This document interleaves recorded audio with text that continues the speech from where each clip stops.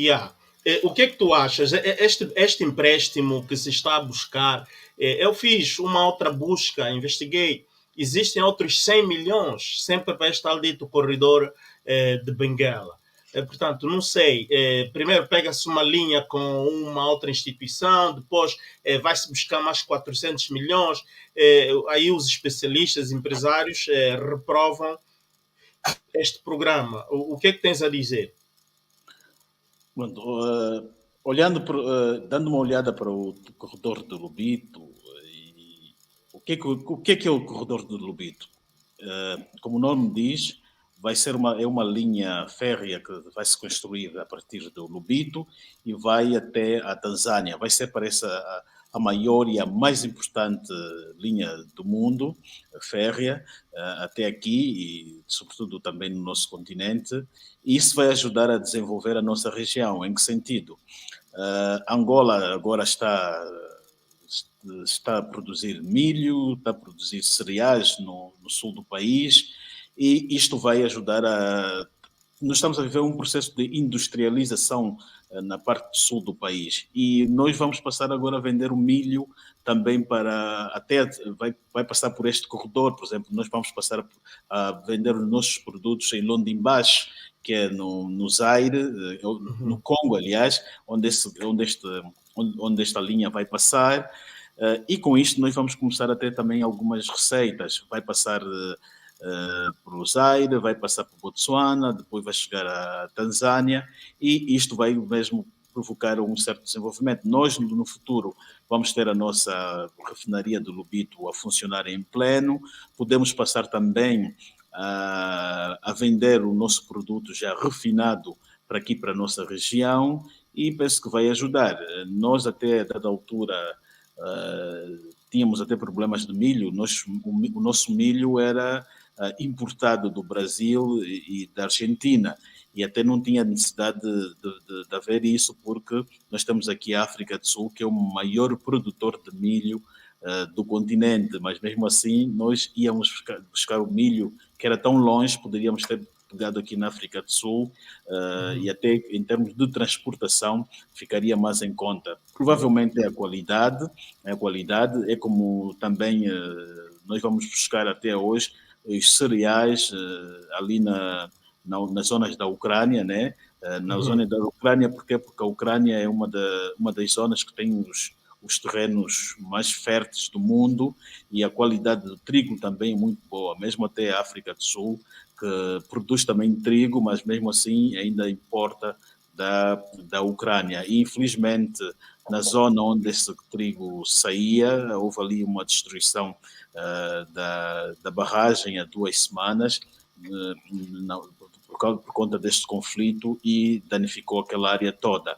Agora, esta ideia de dar dinheiro aos empresários, podem dar os dinheiros, mas o que tem de haver aqui é agora a transparência.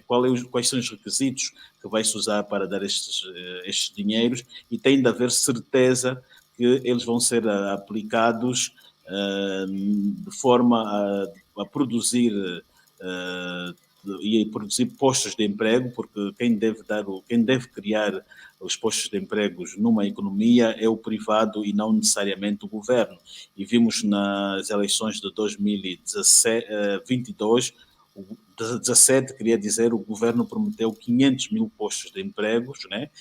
Ele apresentou-se na posição de criador destes tais postos, né? E, como dizia, não deve ser o governo a criar postos de emprego. O governo cria quando está num sistema de regime comunista, como a Coreia do Norte, Cuba. Então, nós estamos num mercado aberto de capitais, de capitalismo, e não tem que ser o governo a produzir os empregos. O governo deve criar políticas e também deve ter uma boa legislação para incentivar o empresário a desenvolver e, por sua vez, haver a criação de postos de empregos. Agora, o que nós precisamos saber é que o governo se comunique melhor, para nós entendermos quais são os requisitos que se vai aplicar para a distribuição destes dinheiros, se vão para que grupos, porque nós já tivemos uma experiência no passado, que é com o dinheiro da China, e hoje o país está até hipotecado, a China deu-nos dinheiros no valores que, aliás, que hoje nos tornamos num dos maiores devedores da China Da China, no de mundo, facto. hoje no mundo, e os dinheiros, no fundo, foram para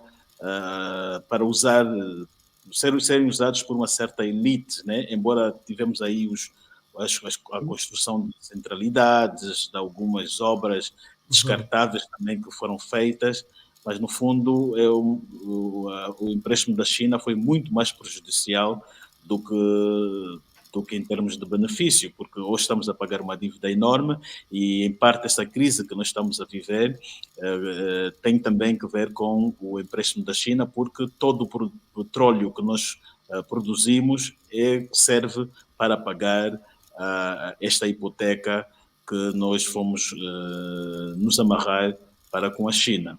Com a China. Portanto, regressando um pouco no presidente, falamos de economia, falamos deste investimento, falar novamente de política interna. Mano Gica, não sei se tens uma pergunta a acrescentar, já Não, que estás olha, de volta. Sim. não, eu queria fazer uma pergunta, mas é correlacionado à diáspora. Faça ainda a pergunta, eu depois vou fazer Sim, mais à a frente. pergunta, digamos, aquela doméstica que eu tenho para fazer, portanto, política doméstica. Recentemente, o jovem ativista Tanais Neutro, portanto, foi liberado. Foi uma surpresa, podemos dizer se foi uma surpresa, ou foi algo já, digamos, orquestrada por eles liberar o rapaz nesse período. Por quê? Eu quero te trazer alguma fotografia. Que fotografia eu te trago? Na semana em que Tanais Neutro foi liberado, é a semana em que o Macron realiza a conferência do novo Pacto Financeiro Global. E nesta mesma conferência houve um side event muito forte, muito pujante, de alto espessor, que é aquele concerto do Coldplay, não é? Do qual o presidente Lula, o presidente o Turo ou o William do Quênia também falaram.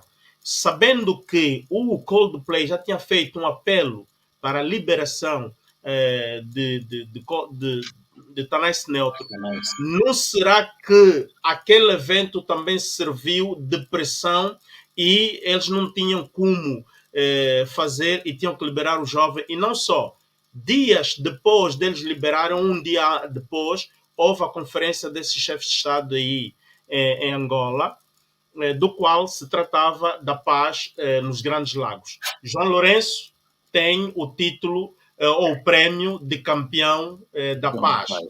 E o jovem estava na cadeia. E é o caso mais gritante da injustiça da presidência de João Lourenço.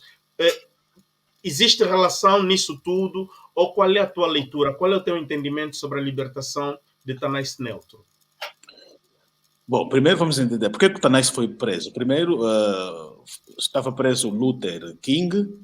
O Tanais ao tomar conhecimento da detenção deste, foi à prisão, à frente da cadeia, e fez uma manifestação.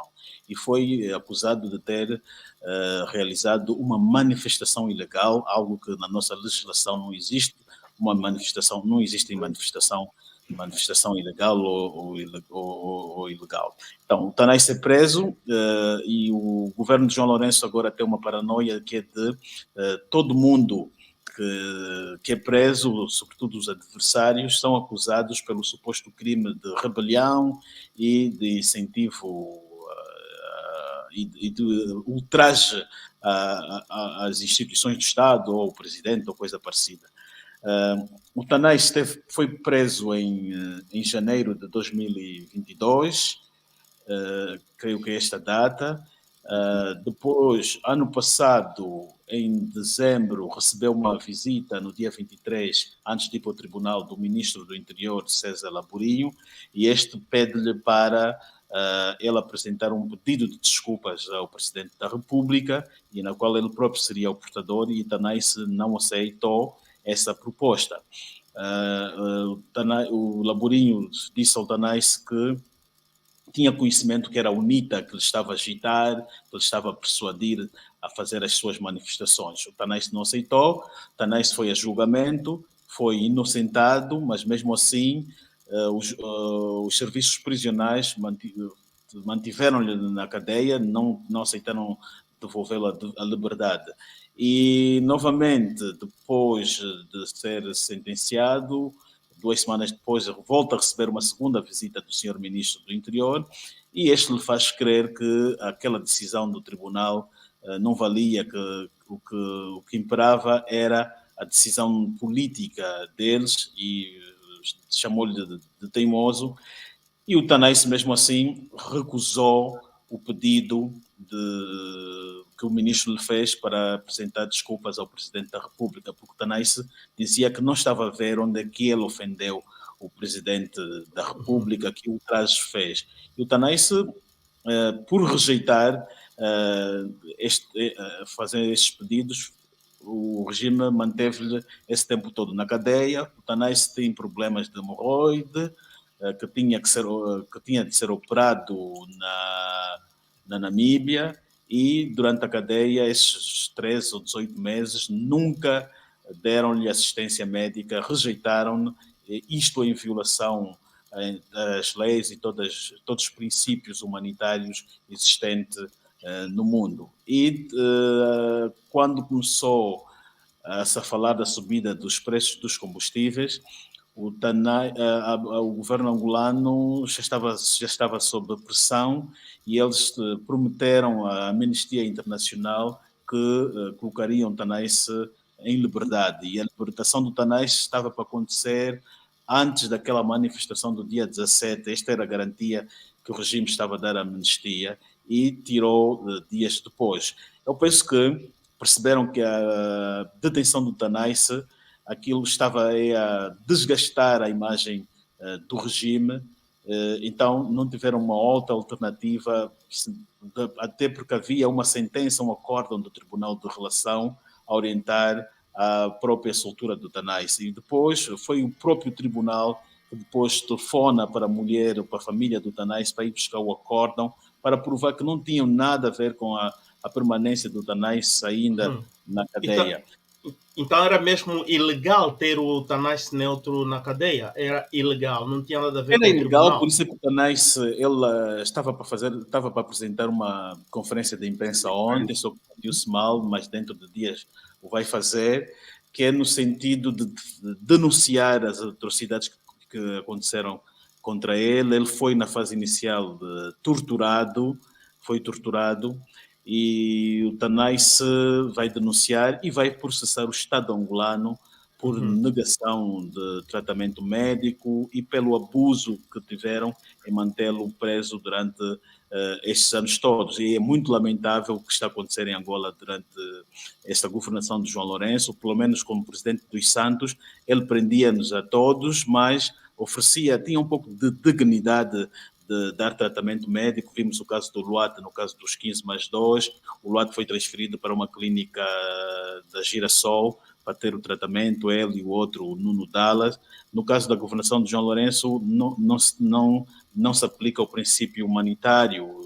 Não só aconteceu isso com o Tanais, o Augusto Tomás esteve doente, negaram-lhe a vacina contra a Covid, negaram-lhe o tratamento para recuperação, para fazer para o tratamento que ele tinha os problemas dos pulmões. O São Vicente das Três Ás, na fase inicial, ele tem problemas de diabetes, também lhe estava sendo negada assistência. Há um outro indivíduo que foi diretor do CNC, Conselho Nacional dos Carregadores, acabou por morrer porque o governo negou-lhe assistência médica. Era também diabetes. Pois, o pedido para ele poder ir trocar o pacemaker do coração. Estes são apenas os nomes mais visíveis. Temos aqui o general Copelipa, tem um filho adoentado em Espanha, não consegue ir ver o filho. Tivemos o caso do Zeno dos Santos, o pai no leito da morte, e o governo negou o direito dele ir se despedir do pai e vice-versa. E há um outro caso isolado. Há um outro caso Um outro caso isolado que ninguém fala.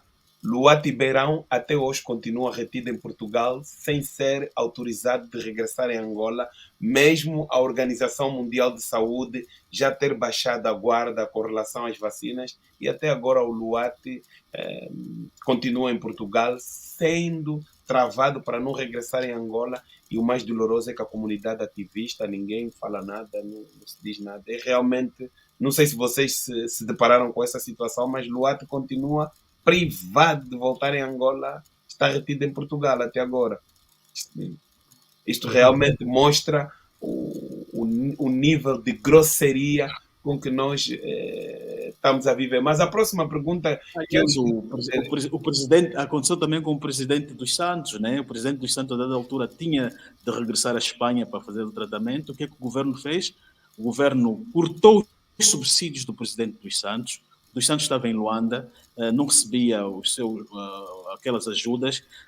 Houve uma altura que ele precisava dos medicamentos e teve de ser os guardas a juntarem dinheiro para comprar o médico dele, o João, para comprar a medicação para o presidente. Isto está documentado, tenho até aqui os documentos, fizeram isso com Dos Santos. Dos Santos entrou em depressão nos últimos dias, só ficava no quarto escuro, e quando a pessoa está neste quadro, os médicos dizem que é depressão. Foi humilhado, foram lá em casa dele com máquinas, ou melhor, a ser fotografado naquele estado que ele já tinha aquele rosto de hipócritas, e em medicina se diz que quando se está nesse estado não se deve mais fotografar, não se deve mais fazer imagens da pessoa. E o Presidente da República foi lá abusadamente em casa do outro, abusar da vontade do doente, esposo doente. Foi um quadro muito vergonhoso para Angola. Dos Santos morreu ilegal em Espanha. Durante esse período não trataram sequer, não renovaram o visto dele. Portanto, são coisas que nós devemos repensar. Portanto, José Eduardo dos Santos, desculpa só, Jica, era clandestino em Espanha. Eu acho que o José Eduardo Santos criou um estado de Frankenstein em Angola. O que é o Frankenstein é quando alguém cria um monstro, né, que é esse estado, e depois é vítima do seu próprio monstro. E é isso que o Dos Santos foi. Ele foi vítima desse monstro de Frankenstein que ele criou, e eu acho que ele sabia, ele tinha algum receio, tinha noção, porque uma das coisas que ele mencionava muito era o caso do Frederico Chiluba, que saiu do poder, depois foi preso pelo seu sucessor, e Dos Santos pensava muito nisso. Eu lembro-me que em 2008 estava com alguém que tinha estado com Dos Santos uns dias antes, e a pessoa dizia, pronto, estávamos a falar, e dizia que uma das preocupações que o Dos Santos transmitiu é que, se saísse, tinha receio que alguns dos seus camaradas, né, pudesse ter aquela conduta que o Chiluba teve para com os outros, e aconteceu, né? O presidente Lourenço foi muito descortês, foi desagradante para com Dos Santos, não soube preservar a imagem e o legado do outro, praticamente matou-lhe politicamente, né? Destruiu o legado de Dos Santos, e Dos Santos morreu apavorado, morreu muito triste. É um homem que governou o país durante muitos anos, né? Ele era como um pai para todos nós. Há muitas coisas erradas que nós não concordávamos com ele, com essas coisas de corrupção e etc. Mas hoje começamos a ver que ele saiu e deixou uma pessoa que até está pior que ele próprio, né? Dos Santos, ainda há dias estava a falar com alguém muito ligado a ele. Dos Santos, no fundo, era um comunista, né? Deixava os outros, roubou para os outros, né? Criou um estado em que todos se apoderaram, mas ele no fundo não tinha. Até hoje não aparece contas em nome dos Santos, né? Ninguém ainda apareceu a dizer. Mas não é que ele tinha usado inteligência em meter o dinheiro em nome de pessoas, filhos, sobrinhos, netos e por aí fora. Portanto, ele não acaparou-se. Ele sentia-se dono de tudo. Desculpa, estou a deixar ali. Ele sentia-se dono de tudo. Pensava que iria terminar assim, e pronto, deu a todos os outros e ele próprio ficou, por simplesmente, com os chinelos. Não é? Ficou com os chinelos e acabou da forma que terminou. Pois, o dos Santos aprovou uma Constituição que dá plenos poderes, a pessoa torna-se depois, sente-se que é poderoso, que é o dono do poder, que é o dono do país, que é o dono de todos.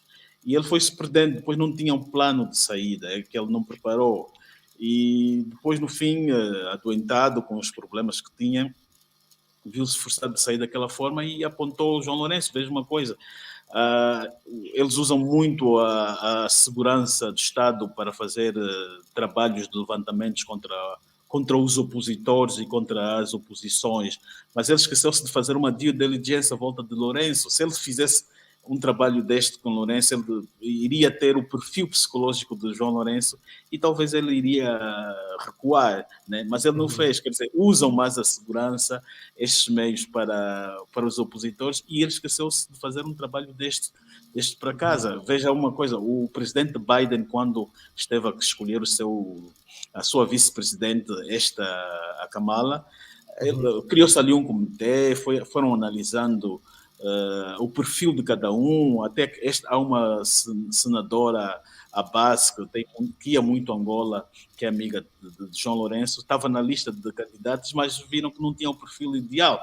Quer dizer, havia um comitê que estudava, interrogava os candidatos e estes foram passando. O dos Santos deveria ter feito isso, deveria ter promovido um congresso no MPLA com primárias em que fossem os próprios militantes a escolher quem iria ficar, e ele não fez. E agora, o que é que está a acontecer? Há um sentimento em nós, em que as pessoas agora hoje têm medo, por exemplo, que Lourenço saia e deixe alguém. Hoje ninguém mais quer isso, que ele deixe um ovo. O que se quer é que ele saia, promove também aí um congresso para escolher. E eu acho que isso é bom, porquê? Porque quando tu sabes que és eleito, tu respeitas os outros, respeitas as vontades dos outros. E o Lourenço, nesse caso, não faz isso, não respeita ninguém, não respeita nem o MPLA, ele está em ruptura com o partido. Porquê? Porque sabe que não foram os militantes que o votaram. Quem ele colocou ali é o dos Santos. Depois fez aquelas eleições de 2022, em que até hoje em que foi validada praticamente pelos juízes, né? Não houve verificação das atas, para não usarmos o termo fraude, que às vezes fica corriqueiro e as pessoas, quando ouvem falar de fraude, já acham que é um discurso de oposição. Mas a verdade é essa, e nós estamos a ver agora o que é que o dos Santos Lourenço está a fazer. Ele percebeu que quem dá legitimidade não é as eleições é o faz de conta, mas quem dá legitimidade do poder são os juízes. A última palavra é do Tribunal Constitucional. O que é que ele faz agora? Está a criar já um batalhão de juízes para depois favorecerem-lhe no terceiro mandato, né? Porque ele há 2 anos alterou a Constituição e pôs ali um artigo a dizer que, em caso de substituição, a última palavra é do Tribunal Constitucional. E quem ele colocou no Tribunal Constitucional, colocou alguém que sai do governo, alguém que tem uma cultura de obediência política a ele, que vai ser leal, alguém sem experiência e que qualquer orientação superior vai aceitar. Vai aceitar. Olha, tocaste num ponto que é muito forte, que aliás, vamos te convidar novamente, porque estamos a preparar propriamente uma live só para falarmos sobre o terceiro mandato, e agora mesmo te lanço já o convite. Não sei se tu queres aceitar o convite em público, em direita, para falarmos aqui deste assunto do terceiro mandato. Mano Gica, estavas a fazer questões e nós estamos sempre a interromper, Mano Gica. Toma aí a palavra. Não faz mal. José Gama, eu queria só perguntar uma coisa. Perante todas as coisas que o José Eduardo dos Santos, que o João Lourenço tem feito, mas em 2022 a União Africana, a esse preciso momento, lhe impulsou como campeão da paz. Foi o campeão da paz. E a outra, recentemente nós tivemos um exercício muito profundo do artigo 47 da Constituição angolana, que é a liberdade de reunião e manifestação, com aquela última manifestação que foi muito forte, em que deputados da UNITA também foram envolvidos, que violaram os protocolos e estavam a tentar ir para outro sítio, e deu essa polêmica toda. e que no fundo é que está a fazer trazerem essa nova coisa dos dinheiros dos deputados para envergonhar os deputados da UNITA. O que você tem a dizer sobre a manifestação e sobre o campeão da paz em África, presidente João Lourenço? Este termo do campeão da paz, se nós notarmos, a referência do presidente Lourenço ainda é o José Eduardo dos Santos. Uhum. A política, a forma como ele faz a política, procura se inspirar muito em Dos Santos. Dos Santos era o arquiteto da paz, tinha vários nomes que o partido MPLA criava para ele. O que é que o Lourenço fez? A nível da União Europeia, melhor dizendo, da União Africana, criou-se um comitê em que várias comissões. Tem comissão contra a Covid, tem comissão da paz, tem comissão da luta contra a fome ou pobreza, coisa parecida. E Angola percebeu que não havia uma comissão de paz e de resolução de conflitos. E todos os presidentes, os indivíduos que estão à frente desta comissão, eles são chamados de campeão. Ao invés de serem chamados de presidente, são chamados de campeão. Então, em fevereiro do ano passado, o presidente Lourenço propôs a criação de um comitê para paz para paz. Então, a União Africana, ele fez um lobby, a União Africana, já que ele fez essa proposta, indigitaram-lhe automaticamente para ser o presidente dessa comissão.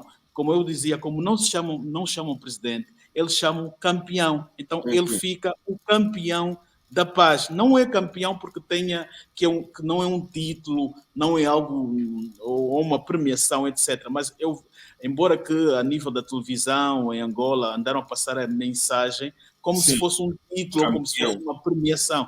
Por exemplo, o nosso presidente aqui da África do Sul, digo nosso, porque eu sinto-me parte também disso, ele, durante o Covid, foi designado como o campeão da luta contra o Covid.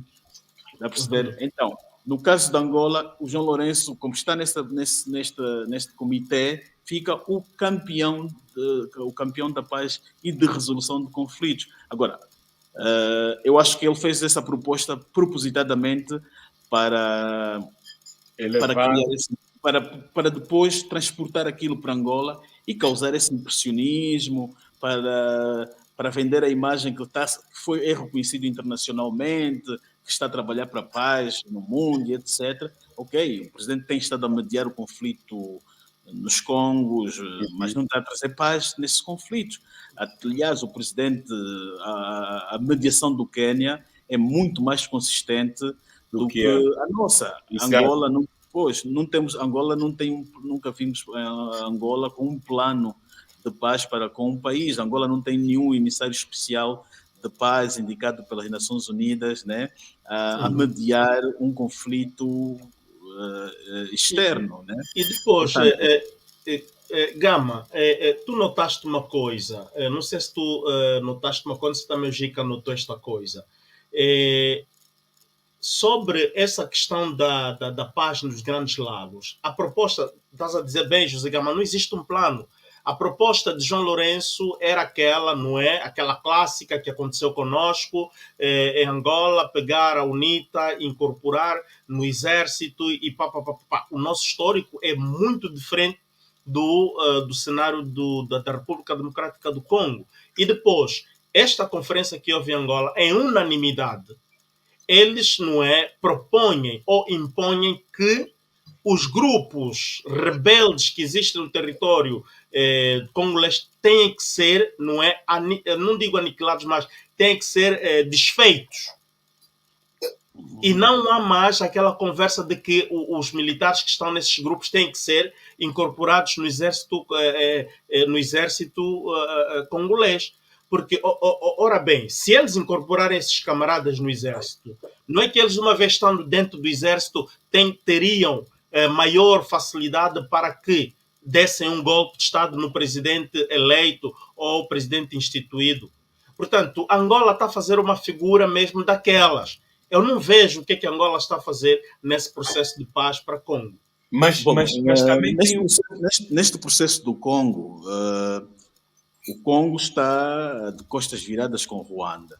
Cortaram as relações diplomáticas, o Ruanda retirou, Ruanda, ou um deles retirou, pronto, retiraram os seus respectivos embaixadores, raptaram um médico congolês ali naquelas zonas onde está o conflito.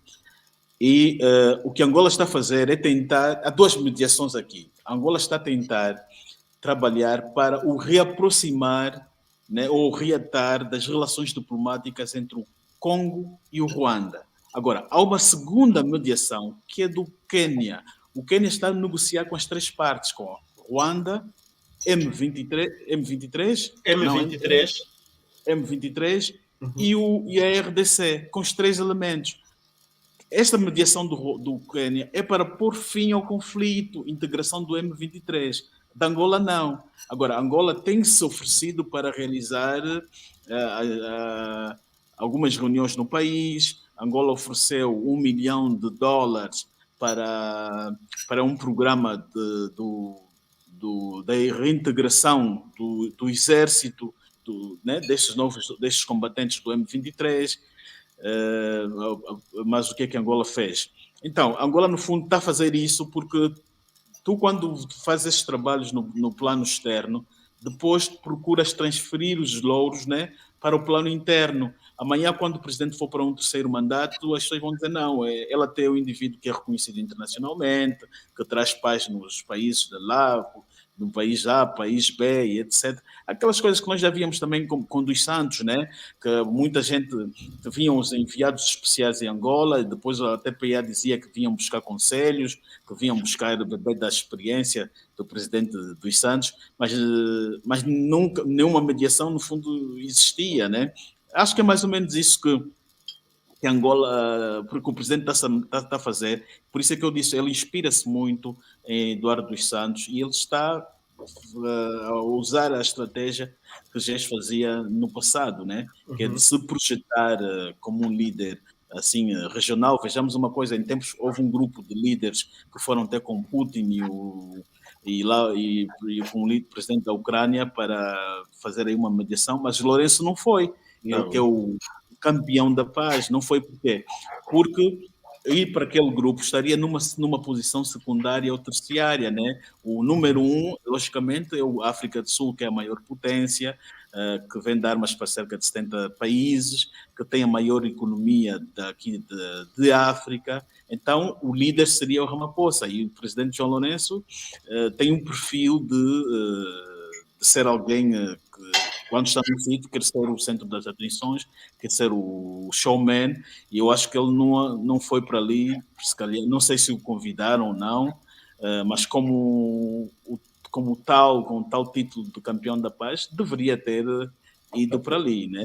Mas eu acho que não lhe interessava, conforme disse, porque ficaria numa posição secundária. E a ideia de Angola é tentar se projetar como um país líder regional daqui da nossa região, do nosso continente. Ok. Mano Gica, só um bocado.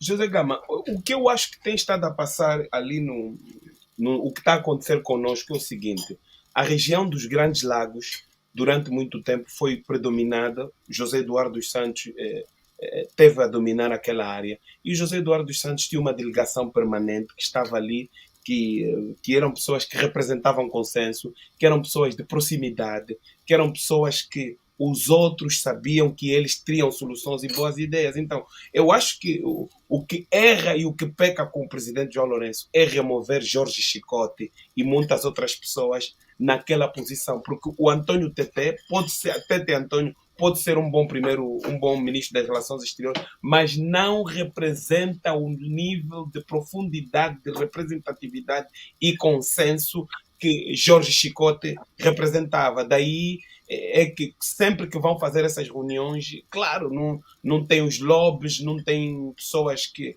se revêem nas suas posições. Então o presidente João Lourenço vai mesmo cair ali na União Africana. Agora, face à situação de que está a acontecer aí nos Grandes Lagos, eles a tentarem dominar aquela região, Angola não está a conseguir se impor, está-se a criar um outro problema. Se nós vermos o tal corredor de Benguela que está-se a fazer, a Zâmbia, os outros países não querem usar aquele corredor. Não confiam. Há países que preferem que a comida deles entre de avião e de que sejam territorial como na era colonial. Na era do colono, eles tinham mais garantia que a comida deles passasse e chegasse seguro. Agora não é isso. Portanto, E não só, porque, Mano Jica, lembras-te nessa conferência em Paris, o Ramaphosa diz que ele e o Sisi, o presidente do Egito, já concordaram em criar também um corredor, não é? Egito, África do Sul. Imagina, se esse corredor concluir, acabou o nosso corredor famoso de Lubito. Mas o colono tem essa agenda, hein, de ligar do Nilo ao Cabo. Certo. Já vi essa agenda. Sim, Sim. mas, tá vendo? Mas tudo funciona. Por que vai funcionar do Nilo ao Cabo? Responsabilidade, transparência, eficácia. Epá, você não pode investir num país como nós temos empresários hoje, que o dinheiro deles estava no tal cartão combo e 2 para amanhã, quer dizer, você não tem quem responsabilizar. Valorizou. Desapareceu. O dinheiro foi.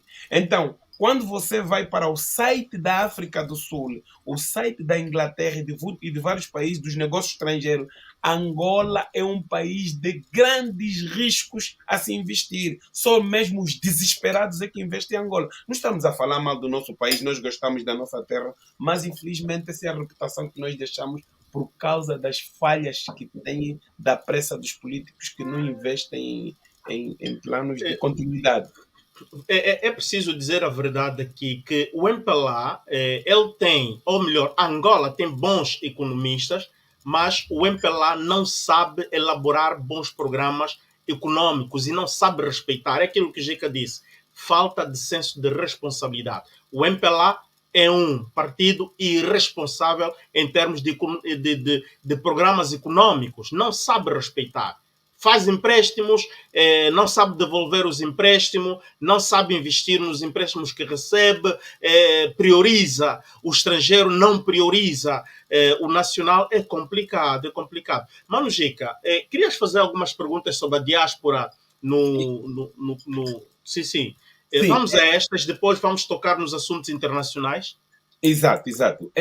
Quanto a essa situação da diáspora, é o seguinte: recentemente, o ministro da Casa do Presidente, se eu não estou em erro, General Furtado, veio ao público e disse que pessoas como nós, que estamos nas redes sociais, que analisamos questões do país, representamos um perigo e somos uma orquestra para uma tentativa de mudagem, de subversão política no país. Concorda com isso, José Gama? É assim, temos que perceber que vamos olhar para a nossa realidade de Angola. A Revolução de Angola partiu de fora para dentro. Exatamente. O MPLA, o Neto, o Agostinho Savim, Bolden Roberto lutaram a partir da diáspora. É a diáspora que mudou Angola, é a diáspora que trouxe a independência. Então, o MPLA, quando olha para o que a diáspora está a fazer, vem à mente o que ele fez no passado. Okay. Se vê que a diáspora é que derrubou o colono, o regime colonial, também não pode ser a diáspora a voltar a fazer a mesma coisa. Por isso é que qualquer coisa que a diáspora faz, ele percebe aquilo como uma afronta, como uma ameaça, porque ele já viveu esse passado. Ele viveu ele como ator a fazer isso, a depor um regime. E ele sabe que o indivíduo que está na diáspora consegue influenciar o que está no terreno, né? Consegue desconstruir certos pensamentos. O que está na diáspora não quer dizer que o que está em Angola não pensa, pelo contrário, pensa muito bem, mas o que está da diáspora está com a cabeça, não pensa no trânsito, não pensa na quingla, não pensa no polícia que vai lhe pentear, ele está aí na rua, está aí no trajeto, está aí para trabalhar, não está concentrado que tem que fugir o polícia dali e acolá. Então, o que está fora está com a mente ainda mais tranquila, tem um espaço de pensamento para pensar, para exercer a sua mente, não tem que estar preocupado, vou chegar em casa, não vai ter luz, não vai ter água, não vai ter tomate, não vai ter sal, se não tem sal vou ter que pedir no vizinho. Então ele está desprovido desses problemas e consegue pensar ainda assim, mais, com a cabeça mais leve. Uhum. O que está na diáspora tem a internet que não falha, que tem os canais de televisão, embora o que está em Angola também tem. Então, ele vê que o que está na diáspora pode influenciar, o que está na diáspora pode fazer uma crítica ao presidente, ao partido, o que está dentro de Angola tem medo de fazer aquilo, o SIC ainda vai lhe raptar, vão simular um assalto à casa dele.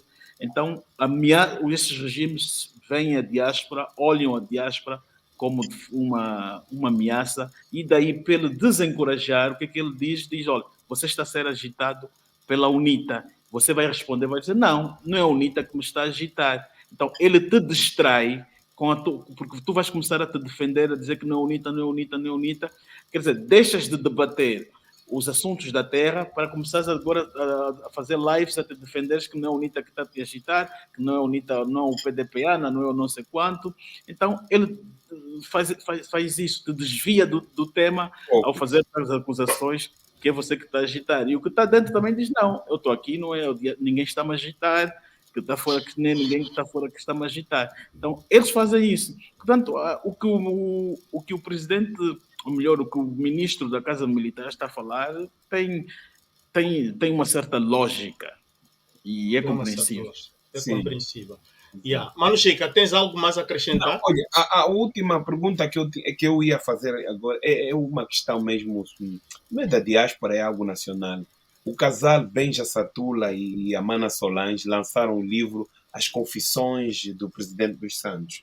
E há bem pouco tempo, quando estávamos a falar do João Lourenço, que não houve uma peneira, uma varredura antes de coisa. Mas segundo a Solange e o Benja Satula, e eu acho que eu vi no Clube Capa, foi Copelipa que sugeriu a José Eduardo dos Santos o camarada Lourenço. E o Copelipa é da Segurança de Estado. Bom, é assim, o livro do Benja, como ele diz, é uma como é que se diz? Não é telegrafia. Psicografia. É uma psicografia, né? Que alguém tem a capacidade de interagir com espíritos daqueles que já se foram, e a Solange interagiu com o espírito que se acredita ser dos santos, e toda a mensagem que lhe foi passada, ela passou para o papel.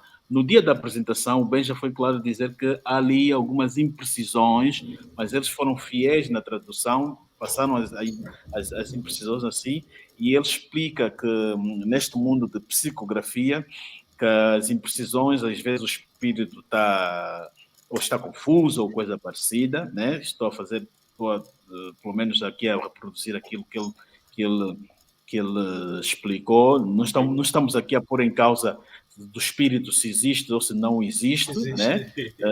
Faz parte da África. Nós, quando perdemos alguém, vamos ao cemitério e vamos pedir ao falecido proteção, que olha para quê, para o A, para o B, vamos à igreja, até adoramos as imagens, vamos fazer pedidos até nas imagens na igreja. Portanto, eles escreveram um livro, e o livro não é que seja o próprio dos santos, mas acredita-se que seja um espírito. Há uma parte, ele como avisou que há imprecisões, e há uma parte do livro que diz que é o Copelipa que sugeriu o João Lourenço a dos Santos, mas na verdade não foi o Copelipa que sugeriu, aquilo foi o próprio Zé Eduardo que decidiu escolher João Lourenço, porque daquela cúpula toda do bureau político, o João Lourenço era militar, o dos Santos apreciava muito os militares, né? Porque eu acho que o militar tem uma formação completa, por isso é que ele gostava muito do general Dino, que era o filho que ele não teve, Codino foi militar, e o dos Santos gostava disso. O Lourenço também gosta muito de militares, por isso é que está aí, está nomeado, até para os tribunais, está a colocar militares. Então, não foi o Copelipa a sugerir, foi o próprio Lourenço, foi o próprio dos Santos. O Lourenço, no meio daquele grupo todo do bureau político, era o único que tinha uma relação, um dos poucos que tinha uma relação conjugal estável com alguém com uma postura para a primeira-dama e com alguém já conhecida e com certo capital. E isso jogou muito para o dos Santos. E Lourenço já foi secretário-geral do partido. Então, o dos Santos ficou com essa ideia apaixonada de ser mesmo Lourenço e foi aquilo até o fim. Primeiro nomeou como ministro da Defesa, não ouviu dos outros, e depois impôs o Lourenço como seu homem e seu candidato. Portanto, a referência do livro está imprecisa. Há dados também que o livro traz que são reais, ou melhor, que está perto da realidade. Por exemplo, ele fala de reformas que aconteceram na Sonangol nos anos 90, 91. Eu tive a falar com umas pessoas que trabalharam nessas reformas e as pessoas dizem, olha, o que está no livro é que de facto aconteceu, e as pessoas até acreditam que se calhar são dados que o Benja publicou, dados que alguém ou o próprio dos Santos é que deu e orientaram a trazer aquilo neste formato assim de psicografia, porque nesse sentido ele, como está a mencionar ali alguém, as pessoas, ninguém pode processar, porque se forem a tribunal vão dizer não, que aquilo é espírito. O tribunal em tribunais essas coisas de espíritos não valem. Há o dossiê do 25 de maio, que ele fala também no livro. Tem passagens que estão corretas, verdade, sim. se encaixam. E só para termos uma ideia, se nós vermos aí o Raul, não é Raul Diniz, aquele indivíduo, o Arthur Queiroz, o Arthur Queiroz é uma lapiseira de aluguer. O Arthur Queiroz andou a bombardear o Benja. Por quê? Porque o livro lhe toca. O Arthur Queiroz, quando houve o 27 de maio, houve uma agitação via Jornal de Angola, no Dunduma. E o Arthur Queiroz era o número 2 do Dunduma. Era o que assinava aqueles editoriais a dizer bater ferro quente, cuspir na cara, insultar o Nito Alves. Era o Arthur Queiroz que fazia aquilo e o Dunduma depois só, assumia. Ele era o número 2, por isso é que ele se sente tocado. E vê uma coisa, ele vem publicamente, ele até, nos seus escritos, procurou despromover o Nito Alves, está a dizer que o Nito Alves não era comandante. Então, durante esses anos todos, sempre soubemos que o Nito era comandante. O Nito foi no Congresso de Lusaka como comandante. Ele foi parte daquele primeiro grupo que foram promovidos até a major, e ele era o major, em que foram promovidos também o Sai de Minga. Conhecíamos todos como o Major Nito Alves. Como é que o Oso Queiroz vem dizer que não era? Quer dizer, veio desconstruir, veio desinformar. Quer dizer, que mostra que ele ainda está com um certo... que ele próprio... ele não se tratou quanto à questão do 27 de maio, ele ainda nutre aquele ódio e ele ainda procura matar o Nito Alves. Por isso é que há um poema que o Nito Alves diz, que é o poema, acho que é o Novembro Vermelho ou Negro, que o Nito Alves não matem a minha morte. Quer dizer, ele já previa, mesmo depois de morto, ele iria, pois, exatamente, Memórias de Longa Resistência, que ele dizia que ele já previa que mesmo depois de morto, ele ainda seria morto. Iria, pois, é a mensagem que Nito deixava. E o que aconteceu, né? Ele mesmo morto, foram inventar ossadas, não sei quanto, e por aí fora. Uhum.